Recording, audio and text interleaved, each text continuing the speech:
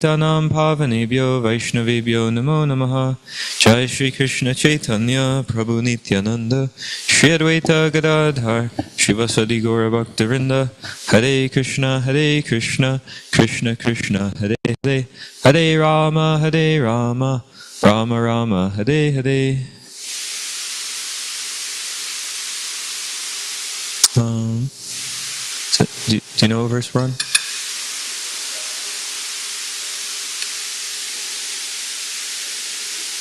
Okay. Bhagavad Gita as it is, chapter 14, text number 18.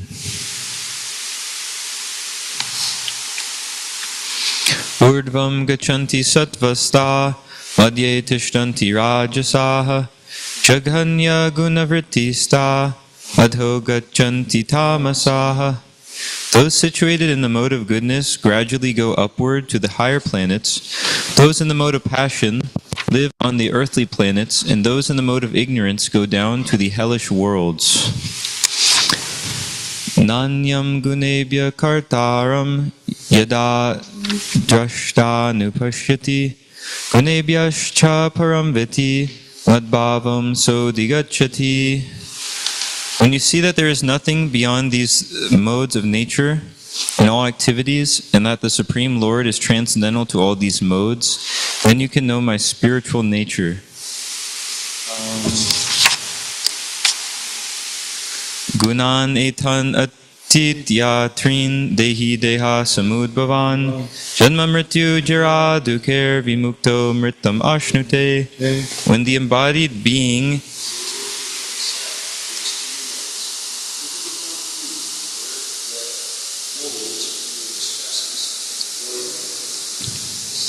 Sorry, I guess I'll read it in the mic.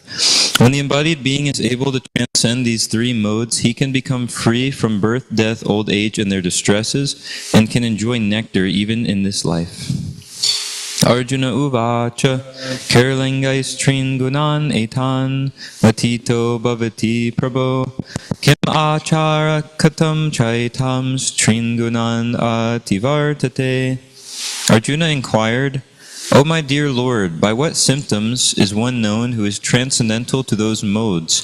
What is his behavior, and how does he transcend the modes of nature? Shri Bhagavan uvacha prakasham cha pravrittim cha moham eva cha pandava advesti sampravritani na pravritani kankshati udasina vadasino guneryo na vichalayate gunavartanta ityetam engate samadukha sukha swasta samalukshashma kanchanaha tulya priya priyo dhiras tulya nindatma samstutihi anapamanayos tulyas tulyo mitrari pakshayo sarvaramba parityagi unatita sauchate. The Blessed Lord said, He who does not hate illumination, attachment, and delusion when they are present, nor longs for them when they disappear, who is seated like one unconcerned, being situated beyond these material reactions of the modes of nature, who remains firm, knowing that the modes alone are active, who regards alike pleasure and pain, and looks on a clod, a stone, and a piece of gold with an equal eye, who is wise and holds praise and blame to be the same, who is unchanged in honor and dishonor, who treats friend and foe alike, who has abandoned all fruitive undertakings, such a man is said to have transcended the modes of nature.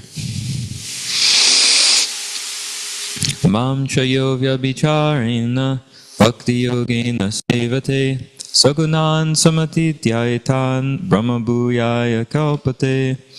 One who engages in full devotional service, who does not fall down in any circumstance, at once transcends the modes of material nature, and thus comes to the level of Brahman. Brahmano hi pratishtaham amritasya vyayasya cha shashvatasya cha dharmasya sukasya ekantikasya cha. And I am the basis of the impersonal Brahman, which is the constitutional position of ultimate happiness, and which is immortal, imperishable, and eternal. Okay, so that was... I read one more text. Chapter 15, the Yoga of the Supreme Person. Shri Bhagavan Uvacha Urdhva Moolam Adashakam Ashvatam Prahur Avyayam Chadam Si Yasya Parnani Yas Tam Veda Savedavit. The Blessed Lord said, "There is a banyan tree which has its roots upward and its branches down, and whose leaves are the Vedic hymns. One who knows this tree is the knower of the Vedas." Ashvatam, banyan tree. Okay, chapter 14, text 18. Those situated in the mode of goodness gradually go upward to the higher planets. Those in the mode of passion live on the earthly planets, and those in the mode of ignorance go down to the hellish worlds. Purport. In this verse, the results of actions in the three modes of nature are more explicitly set forth. There is an upper planetary system consisting of the heavenly planets, where everyone is highly elevated according to the degree of development of the mode of goodness. A living entity can be transferred to various planets in this system. The highest planet is Satyaloka or Brahmaloka, where the prime person of this universe, Lord Brahma, resides. We have seen already that we can hardly calculate the wondrous condition of life in Brahmaloka. But the highest condition of life, the mode of goodness, can bring us to this.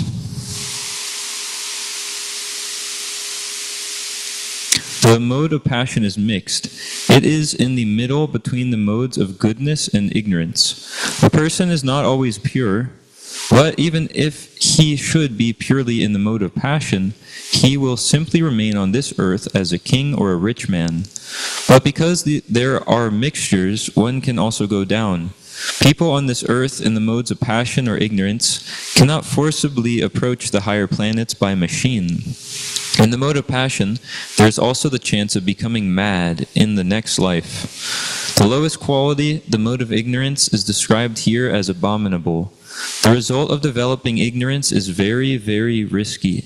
It is the lowest quality in material nature. Beneath the human level, there are 8 million species of life, birds, beasts, reptiles, trees, etc. And according to the development of the mode of ignorance, people are brought down to these abominable conditions. The word tamasaha is very significant here. Tamasaha indicates those who stay continually in the mode of ignorance without rising to a higher mode. Their future is very dark. There is opportunity for men in the modes of ignorance and passion to be elevated to the mode of goodness, and that system is called Krishna consciousness. The one who does not take advantage of this opportunity certainly will continue in the lower modes. Maharaj, would you like to speak on this?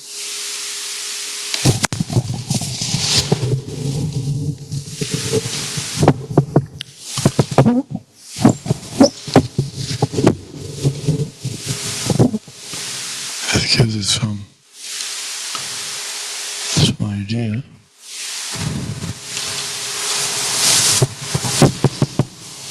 It gives us some idea of the importance of the Krishna conscious mood. That without it, the person's practically hopeless. Not much chance of getting out of lower modes. Not to speak of getting beyond the mode of goodness. They can't even get out of passionate ignorance. Someone may say, well, there's too many faults in ISKCON and this organization, so we don't want to bring people into it because they'll be exposed by this. Well, yes, it's true. We have our faults. We're part of this movement. We come with some of our baggage, our leftover reactions. We still have karma from our past misdeeds to pay, unless we take up Krishna consciousness sincerely. If someone takes it up seriously, then he gets free from karma. And he'll have no inclination to perform any further sinful activities. But that that depends on the individuals. The movement is made up of many individuals. But there are many sincere devotees in this movement, and many sincere devotees have even left their bodies in the last 50, 60 years since ISKCON began in 66. So that's what, 58 years. So a lot of devotees have left, and many of them left in a wonderful, beautified state of Krishna consciousness, certainly going back to Godhead. And that wouldn't have happened without ISKCON. I say, well, Prabhupada alone, but Prabhupada he didn't plan on doing things alone. Had he wanted to do it alone, he could have stayed in Vrindavan. He didn't want anyone else to get in the way of teaching Krishna consciousness. But the fact is that by bringing Krishna consciousness to others and having them take part, that's what gives the Lord the most pleasure. There may be some deficiencies. That's all right. Krishna talks about that in Bhagavad Gita. But he says, Shipram bhavati dharmatma chachvach chantim negachati. Very quickly they'll become righteous because they're engaged in devotional service. And so the idea that once someone makes a mistake, even if he's taken up the process and he's initiated it and still he makes some mistakes, that's possible. And so what about that? Yes, we have to try to help everyone to learn how to not fall down again. Falling down is not obligatory. One can remain. Mam Chayo, we read that tonight. Mam Chayo Vivacharena Bhakti Yogena Sevatain Sagunan Samatityahitan Brahma Bhuyaya Kalpate. One who's engaged in devotional service does not fall down in any circumstance. One comes to the level of Brahman, or he's on the spiritual platform. So, I don't think we should deprecate ISKCON, because even though it may have some room for improvement, that's a fact because of us. But if we close it down, or we don't encourage people to participate, then there's nothing. There's no hope. Because Prabhupada is not without ISKCON. That's another thing. Prabhupada, he and ISKCON are the same. Now the faults of ISKCON, yes, that question was brought up by Giriraj Maharaj once he was speaking with Prabhupada. And he said, Prabhupada, while you're here, everything's nice. Any problems we have, we come to you, you solve them. But once you're no longer with us, what will we do then? There may be something that maybe is not being done correctly or properly. What to do? And Prabhupada said, yes, you're also one of the members, senior members. You should stay and try to help correct it. Any faults that we see, we should try to correct them. There's no use just ignoring them. That's not good. Nor is it any good just to dwell on them and just keep pointing out the faults. No, if there's something wrong, we should rectify it. And Krishna consciousness is the ultimate rectification. So that's what we should be thinking. He said, you shouldn't leave the movement, you should stay and try to help. If we leave the movement because it's too impure, it doesn't make sense. Because we're not here to have those who are failing, who are unable to practice. They're not setting the standard. We're here to follow those who are setting the standard. Just like, for example, many people may enter a big university, famous university. That doesn't mean everyone completes the study. If we hear from those who are simply pointing out flaws, sometimes Prabhupada called this the sewer inspector or the drain inspector's report. And then he gave the example that it's either a saying or a verse, but it speaks of Pamar, and Pamar means fly. And so he said the flies are always interested in the sores. If you have a sore in your body, the fly finds it. You're looking for that. And then there's the honeybee looking just for honey, just for nectar. He doesn't care about sores or anything. So we should be a person of good quality. He doesn't look for the sores. He looks for the bad qualities. He looks for the good qualities. The good quality is this person's chanting Hare Krishna, or this person has done so much service, or this person is willing to try to improve. Even if they need some rectification, that's all right. Rectification must be there. And if they need some prayaschitta, in fact, the real prayaschitta means penance.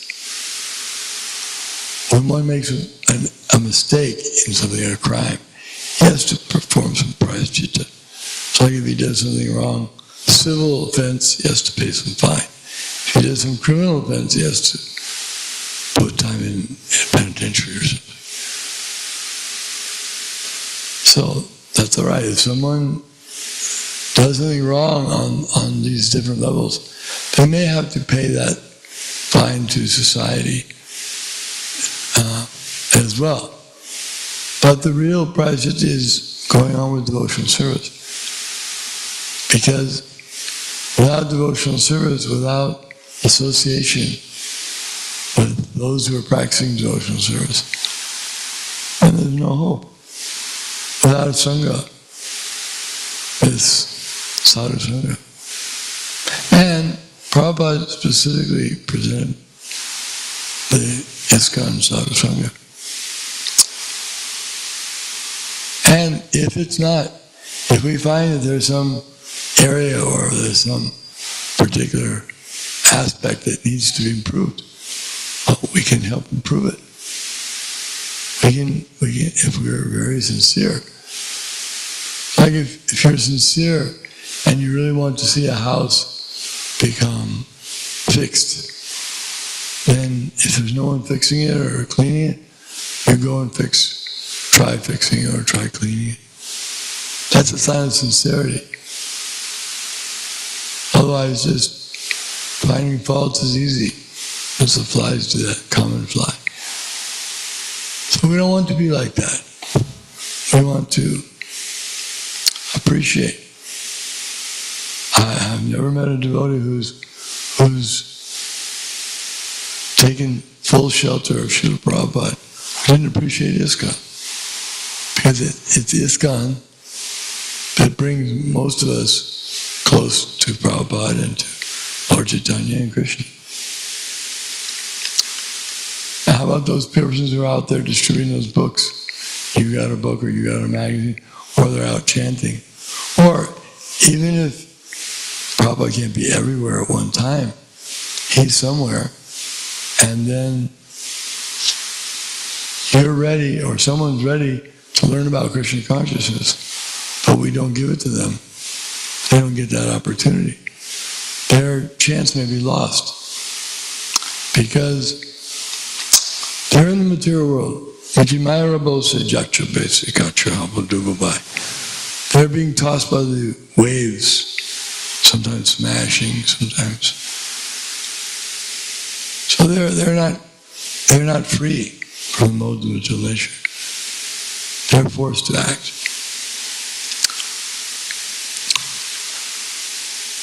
Those who,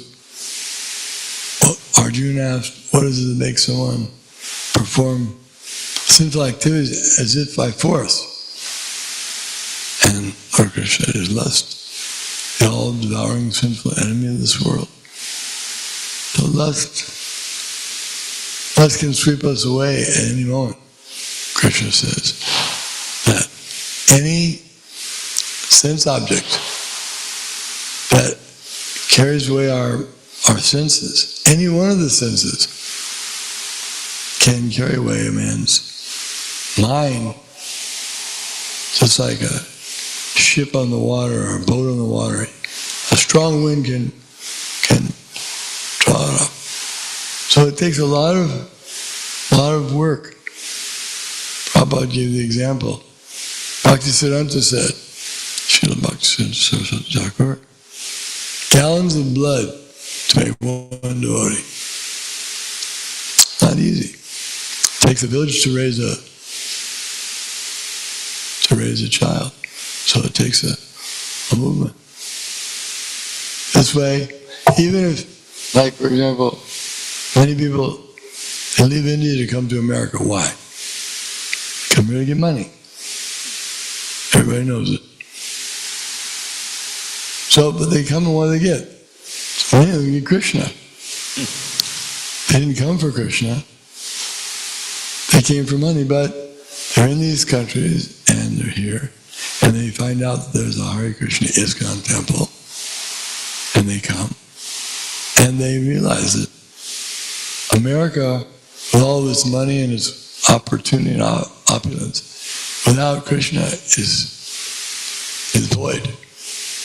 So then they take up Krishna consciousness either stronger than before, or maybe they hadn't taken it up at all. And it's a wonderful thing.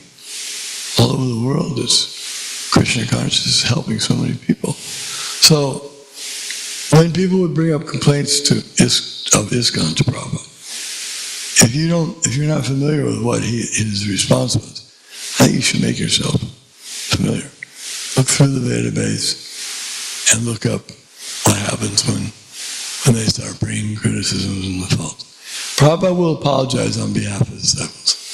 Please forgive them. They don't always act perfectly because it's new to them, but they're trying. They're in the bath, taking bath.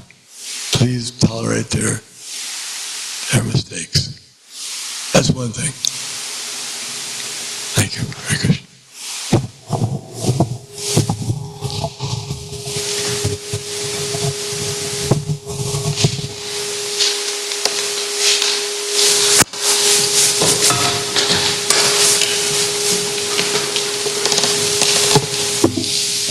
Okay, this is the next text. When you see that there is nothing beyond these modes of nature in all activities, and that the Supreme Lord is transcendental to all these modes, then you can know my spiritual nature. Purport. One can transcend all the activities of the modes of material nature simply by understanding them properly by learning from the proper souls. The real spiritual master is Krishna, and he is imparting this spiritual knowledge to Arjuna. Similarly, it is from those who are fully in Krishna consciousness that one has to learn this science of activities in terms of the modes of nature. Otherwise, one's life will be misdirected. By the instruction of a bona fide spiritual master, a living entity can know of his spiritual position, his material body, his senses, and how he is entrapped, and how he is under the spell of the material modes of nature. He is helpless, being in the grip of these modes. But when he can see his real position, then he can attain the transcendental platform, having the scope for spiritual life. Actually, the living entity is not the performer of different activities. He is forced to act because he is situated in a particular type of body, conducted by some particular mode of material nature. Unless one has the help of spiritual authority, he cannot understand in what position he is actually situated. With the association of a bona fide spiritual master, he can see his real position, and by such an understanding, he can become fixed in full Krishna consciousness. A man in Krishna consciousness is not controlled by the spell of the material modes of nature. It has already been stated in the 7th chapter that one who has surrendered to Krishna is relieved from the activities of material nature. Therefore, one who is able to see things as they are, the influence, therefore, for one who is able to see things as they are, the influence of material nature gradually ceases. Text 20. When the embodied being is able to transcend these three modes, he can become free from birth, death, old age, and their distresses, and can enjoy nectar even in this life. Purport. How one can stay in the transcendental position, even in this body, in full Krishna consciousness, is explained in this verse. The Sanskrit word dehi means embodied. Although one is within this material body, by his advancement in spiritual knowledge, he can be free from the influence of the modes of nature. He can enjoy the happiness of spiritual life even in this body, because after leaving this body, he is certainly going to the spiritual sky. But even in this body, he can enjoy spiritual happiness. In other words, devotional service in Krishna consciousness is the sign of liberation from this material entanglement.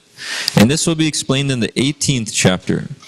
When one is freed from the influence of the modes of material nature, he enters into devotional service. Text 21.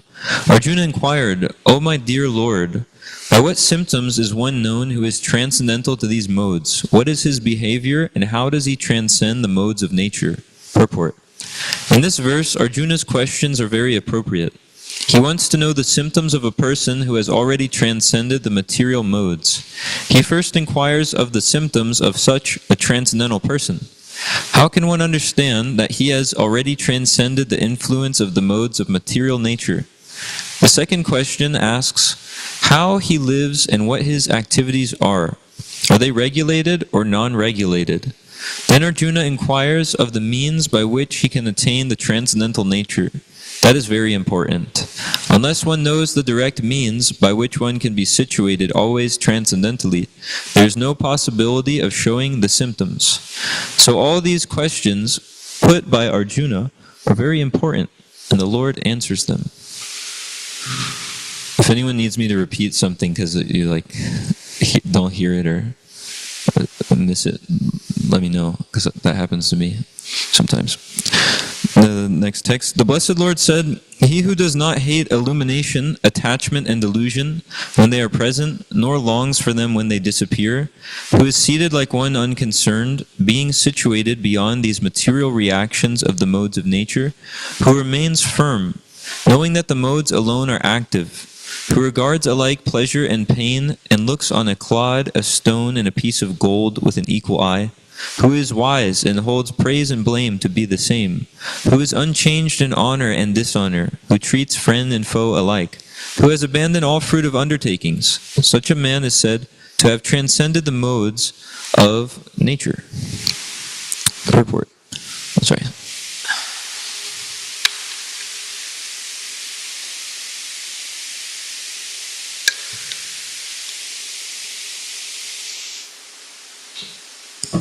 Arjuna submitted the three different questions, and the Lord answers them one after another. In these verses, Krishna first indicates that a person transcendentally situated neither envies anyone nor hankers for anything. When a living entity stays in this material world embodied by the material body, it is to be understood that he is under the control of one of the three modes of material nature. When he is actually out of the body, then he is out of the clutches of the material modes of nature. But as long as he is not out of the material body, he should be neutral. He should engage himself in the devotional service of the Lord, so that his identity with the material body will automatically be forgotten. When one is conscious of the material body, he acts only for sense gratification. But when one transfers the consciousness to Krishna, sense gratification automatically stops. One does not need this material body, and he does not need to accept the dictations of the material body. The qualities of the material modes in the body will act. But as spirit soul, the self is aloof from such activities. How does he become aloof? He does not desire to enjoy the body, nor does he desire to get out of it. Thus, transcendentally situated, the devotee becomes automatically free. He need not try to become free from the influence of the modes of nature. of material nature. The next question concerns the dealings of a transcendentally situated person. A materially situated person is affected by so-called honor and dishonor offered to the body, but the transcendentally situated person is not affected by such false honor and dishonor. He performs his duty in Krishna consciousness and does not mind whether a man honors or dishonors him. He accepts things that are favorable for his duty in Krishna consciousness. Otherwise, he has no necessity of anything material, either a stone or gold. He takes everyone as his dear friend who helps him in his execution of Krishna consciousness, and he does not hate his so-called enemy. He is equally disposed and sees everything on an equal level because he knows perfectly well that he has nothing to do with material existence. Social and political issues do not affect him because he knows the situation of temporary upheavals and disturbances. He does not attempt anything for his own sake. He can attempt anything for Krishna, but for his personal self, he does not attain anything. By such behavior, one becomes actually transcendentally situated.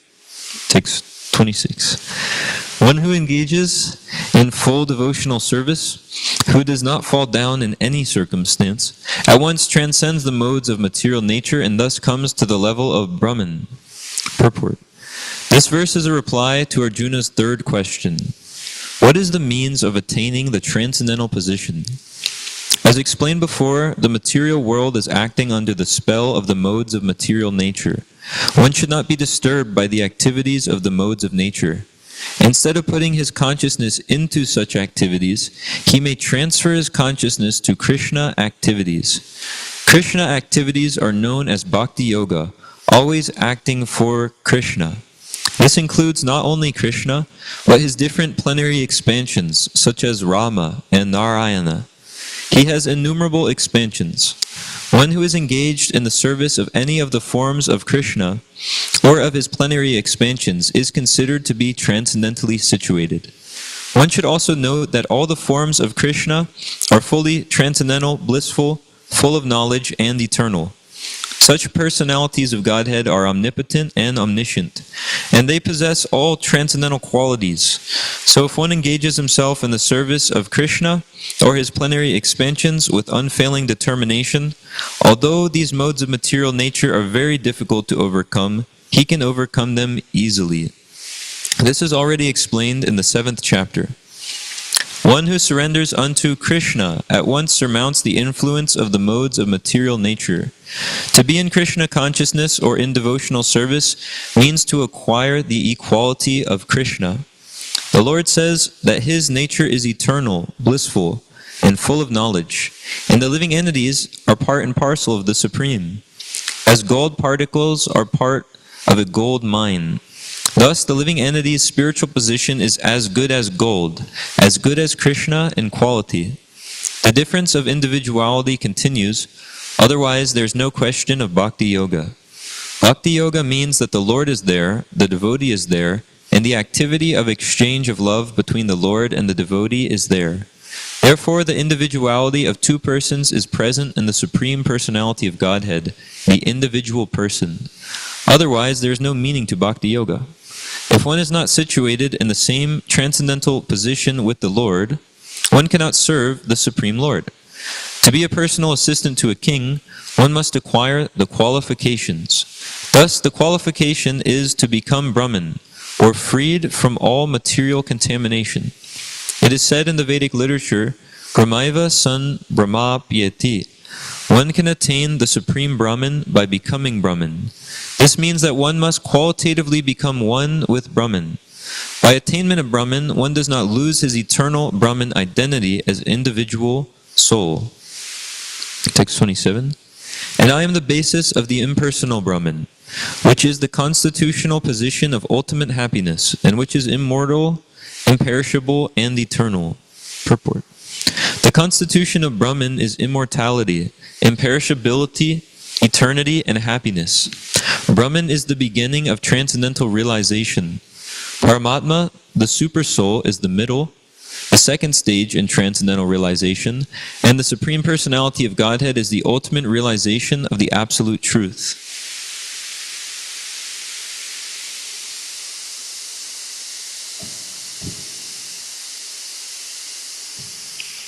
Therefore, please excuse me for all my water drinking. I could have planned ahead or something. Therefore, both Paramatma and the impersonal Brahman are within the Supreme Person. It is explained in the 7th chapter that material nature is the manifestation of the inferior energy of the Supreme Lord. The Lord impregnates the inferior material energy with the fragments of the superior nature, and that is the spiritual touch in the material nature. When a living entity conditioned by this material nature begins the cultivation of spiritual knowledge, he elevates himself from the position of material existence and gradually rises up to the Brahman conception of the Supreme. This attainment of the Brahman conception of life is the first stage in spiritual realization. At this stage, the Brahman realized person is transcendental to the material position, but he is not actually perfect in Brahman realization. If he wants, he can continue to stay in the Brahman position, and then gradually rise up to Paramatma realization, and then to the realization of the Supreme Personality of Godhead. There are many examples of this in Vedic literature. The 4 Kumaras were situated first in the impersonal Brahman conception of truth, but then they gradually rose to the platform of devotional service. One who cannot elevate himself beyond the impersonal conception of Brahman runs the risk of falling down. In Srimad Bhagavatam, it is stated that although a person may rise to the stage of impersonal Brahman without going farther, with no information of the Supreme Person, his intelligence is not perfectly clear. Therefore, in spite of being raised to the Brahman platform, there is the chance of falling down if one is not engaged in the devotional service of the Lord. In the Vedic language, it is also said, Raso vai saha rasam Hevayam labdvanadi bhavati. When one understands the personality of Godhead, the reservoir of pleasure, Krishna, he actually becomes transcendently blissful. The Supreme Lord is full in 6 opulences, and when a devotee approaches him, there is an exchange of these 6 opulences. The servant of the king enjoys on an almost equal level with the king, and so eternal happiness, imperishable happiness, eternal life accompany eternal happiness, imperishable happiness, eternal life accompany devotional service. Therefore, realization of Brahman or eternity or imperishability is included in devotional service. This is already possessed by a devotee who is engaged in devotional service. The living entity, although Brahman by nature, has the desire to lord it over the material world, and due to this he falls down. In his constitutional position, a living entity is above the 3 modes of material nature, but association with material nature entangles him in the different modes of material nature, goodness, passion, and ignorance. Due to the association of these 3 modes, his desire to dominate the material world is there.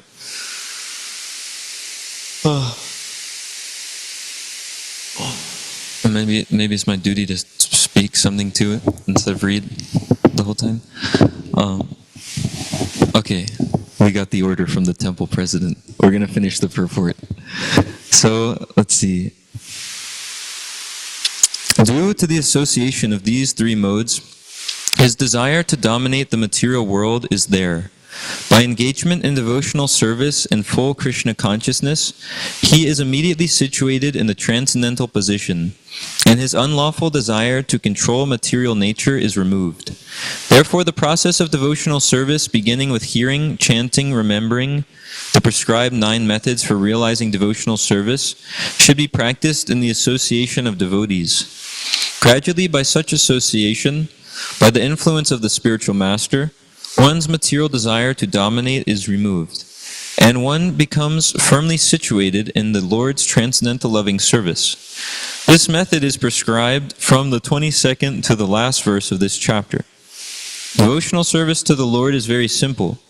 One should always engage in the service of the Lord, should eat the remnants of foodstuffs offered to the deity, smell the flowers offered to the lotus feet of the Lord, see the places where the Lord had his transcendental pastimes, read of the different activities of the Lord, his reciprocation of love with his devotees, Chant always the transcendental vibration, Hare Krishna, Krishna Krishna, Hare Hare, Hare Rama, Rama Rama, Hare Hare.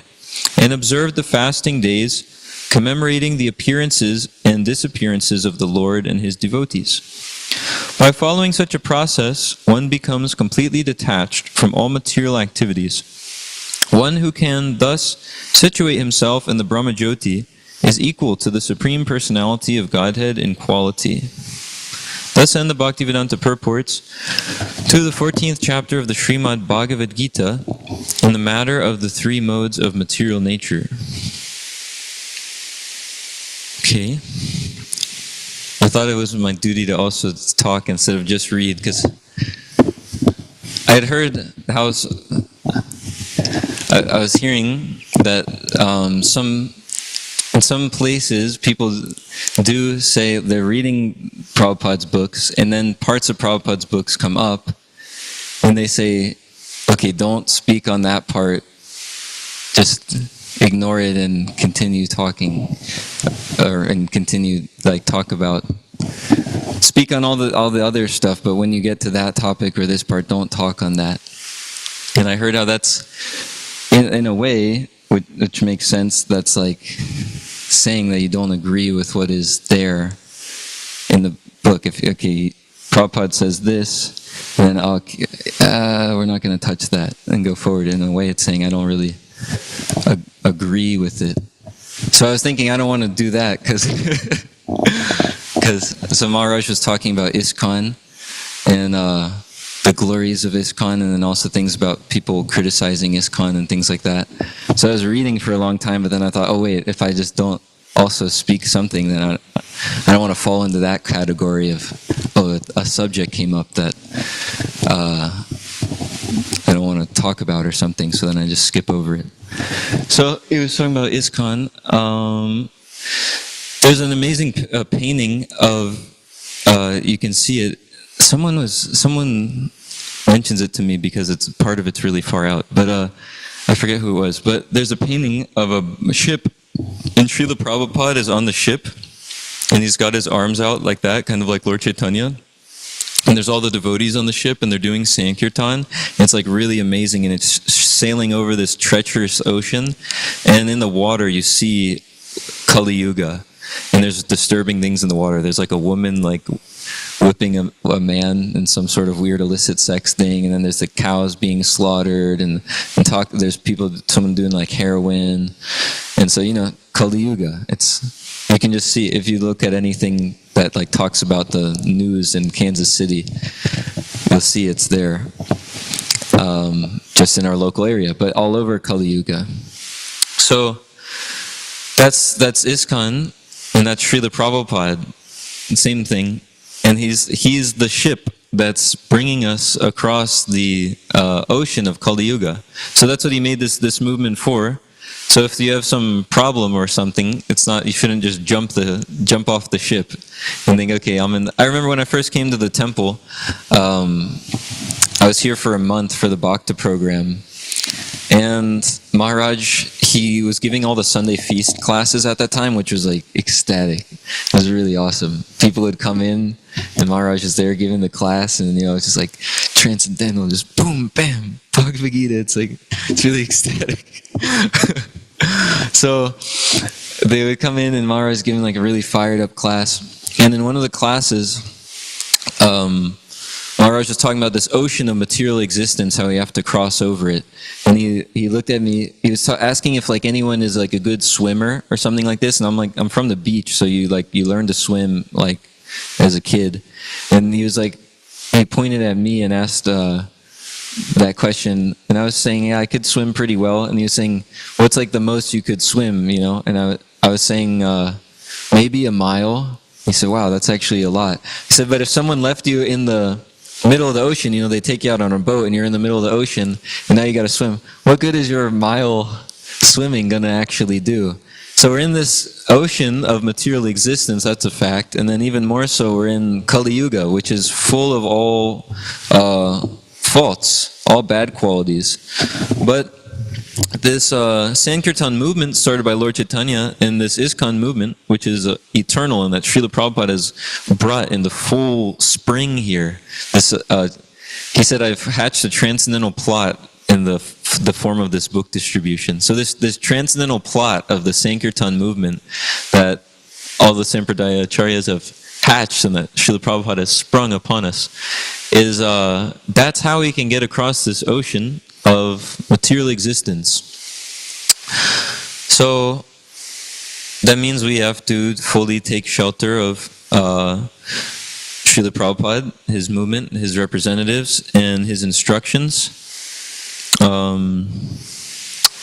sincerely. So that means we actually, we follow them. I'm trying to think of if there's any verses I can say instead of just. So yeah, that's it. Guru Mukha Padma Vakya Chitete Kuriya Aikya Arna Kariho Mane Ash. The spiritual master, my only wish is that my consciousness purified by the words emanating from his lotus mouth. Why? Because attachment to his lotus feet is the perfection that fulfills all desires. So we take instruction from Srila Prabhupada and his representatives, and in this way, that is the fulfillment. That's what fulfills all desires. Not material desires, because those are illusory, but all of our real desire, which is to end the cycle of birth and death, end all of our suffering and illusion, and be in our eternal, natural position as a servant of Krishna. And so that is available through the words emanating from Srila Prabhupada's lotus mouth and the lotus mouth of the bona fide spiritual master. So that's the secret to devotional service, and that's the secret to the perfection of life, is adhering to the instructions of the spiritual master and making them one's heart and soul. This Ramanujacharya's appearance day recently, and his guru, Ramanujacharya's guru, was chanting this, that there's no higher mantra than the lotus feet of the guru. So that's it. That's how we get all perfection in life, is by adhering to the lotus feet of our spiritual master and the Sampradaya Acharyas. And so, this ISKCON movement is non-different than Srila Prabhupada. And I went over the time. So, okay. Srimad Bhagavad Gita ki jai. Srila Prabhupada ki